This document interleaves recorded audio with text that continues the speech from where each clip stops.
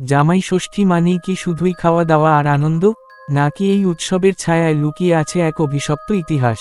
আজ আমি আপনাদের শোনাতে চলেছি এক এমন গল্প, যা শুরু হয়েছিল এক হাসিখুশি জামাই ষষ্ঠীর দিন, কিন্তু শেষ হয়েছিল কান্না আর অদৃশ্য মৃত্যুর ভেতরে।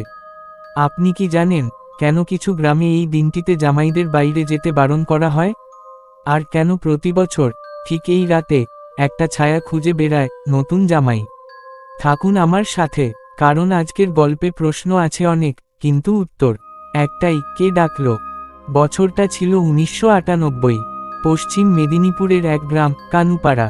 গ্রামের জীবন যেমন হয় তেমনি, নদীর পাশে সবুজ ধানের ক্ষেত, পাখির ডাক, আর সন্ধে নামতেই ধূপের গন্ধে ভরে যেত চারপাশ।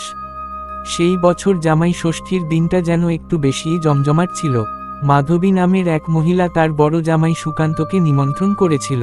সুকান্ত কলকাতায় চাকরি করে, শান্ত স্বভাবের ছেলে, আর মাধবীর একমাত্র মেয়ে বুলির স্বামী।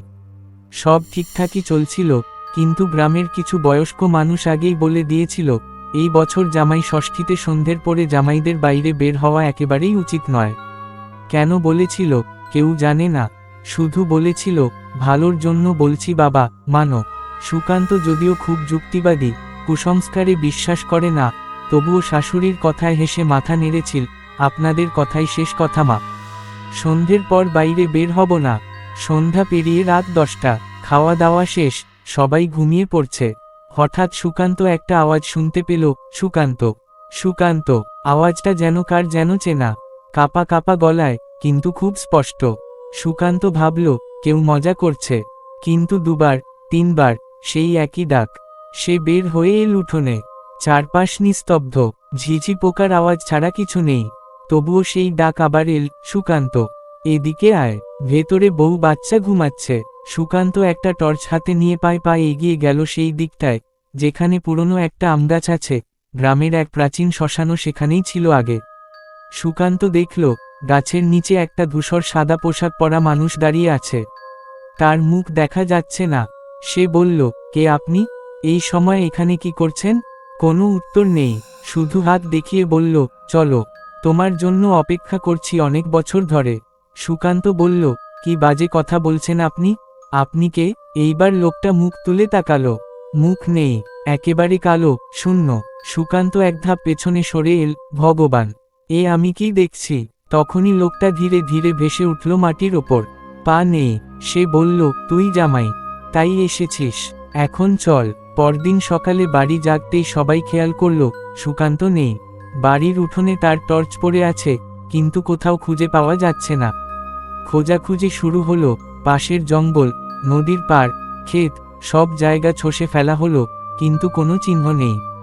বুলির কান্নায় আকাশ ফেটে পড়ল, ওকে তো বলেছিলাম বাইরে যাস না। তুমি শুনলে না কেন গো? শুধু মাধবী বসে বসে বলছিল, আমি আগেই বলেছিলাম, জামাই ষষ্ঠীর রাতে এমন কিছু একটা হয়, আমি দেখেছি আগে। এই উৎসবের পেছনে একটা অদ্ভুত অভিশাপ আছে। গ্রামের সবচেয়ে বয়স্ক মানুষ বিজয় কাকা বললেন, এই গাছটার নিচে একসময় একজন জামাইকে পিটিয়ে মারা হয়েছিল, তার নাকি কোনো দোষ ছিল না। সেই জামাই ভূতের অভিশাপ এখনও এই গাছে ঘোরে। সে প্রতি বছর জামাই ষষ্ঠীতে একজন জামাইকেই টানে, আর যে একবার তার ডাকে সাড়া দেয়, সে আর ফিরে আসে না। সুকান্ত আর কখনো ফিরে আসেনি। অনেকদিন পরে কেউ কেউ বলেছিল, জঙ্গলে মাঝে মধ্যে কার যেন পায়ের আওয়াজ শোনা যায়। কেউ কেউ বলেছে, রাতে ওই আমগাছের নিচে দাঁড়িয়ে থাকা একটা ছায়া দেখা যায়। বুলির জীবন থেমে গেল সেই রাতেই। সে এখনও প্রতিবছর জামাই ষষ্ঠীতে সেই আমগাছের নিচে একটা প্রদীপ জ্বালাতে যায়। তার বিশ্বাস, যদি কোনোদিন সুকান্ত ফিরে আসে, আলোটা দেখে যেন পথ চিনে নিতে পারে। বছর কেটে গেল, গ্রামের মানুষ ভুলে গেল সেই ঘটনাকে। কিন্তু মাধবীর ছোট মেয়ে রিনির বিয়ে ঠিক হলো। এইবার নতুন জামাই অরিন্দমকে নিয়ে এল তারা। এই অরিন্দম একটু ঠোঁটকাটা, আধুনিক, বড় শহরে মানুষ। কুসংস্কারে সে বিশ্বাস করে না একদমই।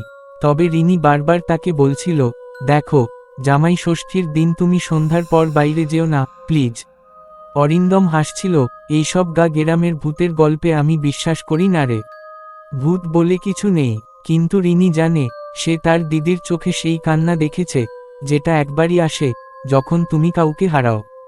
চিরতরে। সন্ধে পেরিয়ে রাত তখন 11টা। হঠাৎ অরিন্দম শুনল, কেউ বাইরে থেকে ডাকছে, অরিন্দম, অরিন্দম, এই দিকে আয়। অরিন্দম প্রথমে ভেবেছিল এটা নিশ্চয়ই কেউ মজা করছে। সে উঠে দাঁড়ালো, কিন্তু রিনি চিৎকার করে বলল, না, প্লিজ, দরজা খুলো না। আমি জানি এই ডাকটা সত্যি নয়, এটা কিছু একটা অশুভ। অরিন্দম বলল, তোমার ভয় হচ্ছে বুঝি? আমি তো আছি। এই বলে সে দরজা খুলেই বাইরে বেরিয়ে গেল। রিনি ছুটে গেল পিছনে, কিন্তু বাইরে গিয়ে দেখল কেউ নেই। শুধু ঠান্ডা বাতাস, নিস্তব্ধতা, আর দূরে সেই আমগাছের নিচে একটা ছায়া। রিনি আর সবাই সারা রাত খুঁজে বেড়ালো অরিন্দমকে, কিন্তু না, সেও সুকান্তের মতোই অদৃশ্য, যেন কোনো অদৃশ্য হাত তাকে গ্রাস করে নিয়েছে। কিন্তু আশ্চর্য ঘটনা ঘটল সকালবেলা। আমগাছের নিচে একটা ছেঁড়া জামা পড়েছিল অরিন্দমের, আর তার পাশে একটা পুরনো চিঠি। চিঠিটা লিখে গেছে কেউ একজন, কিন্তু কাপা অক্ষরে। এর থেকে বড়, আমি সুকান্ত, আমি ফিরে আসতে চাই। আমি হারিয়ে গেছি সেই রাতেই। ও আমাকে নিয়েছিল, নাম ছিল না তার, ছায়া, কেবল ছায়া। কিন্তু এবার সে নতুন জামাইকেও টেনে নিয়ে গেছে। বন্ধ করো এই উৎসব, এটা অভিশপ্ত। মাধবী চিৎকার করে উঠলেন, ভগবান! সুকান্ত, তুই কোথায় ছিলি এত বছর? এই ঘটনার পর পুরো গ্রামে একটাই সিদ্ধান্ত হলো, আর কেউ জামাই ষষ্ঠীর রাতে উৎসব পালন করবে না। তারা সেই আমগাছটা কেটে ফেলার সিদ্ধান্ত নিল। কিন্তু যখন কাটা শুরু হলো গাছ, তখন এক অদ্ভুত কান্নার শব্দ ভেসে আসতে লাগল। সবাই থেমে গেল, পেছনে তাকিয়ে দেখল গাছের ছায়া যেন জ্বলছে, কাঁদছে। এক বুড়ি বলল, না, এটা কাটা যাবে না, অভিশাপ পড়ে যাবে গো। রিনি এখন একা, দুই বোন, দুই জামাই হারিয়েছে। সেই সিদ্ধান্ত নিয়েছে এই অভিশপ্ত দিনটাকে ভেঙে দেবে। সে গবেষণা করতে শুরু করল, পুরনো শাস্ত্রে কোথাও কি আছে এমন কোনো উৎসব যেখানে জামাই উৎসর্গ করা হতো।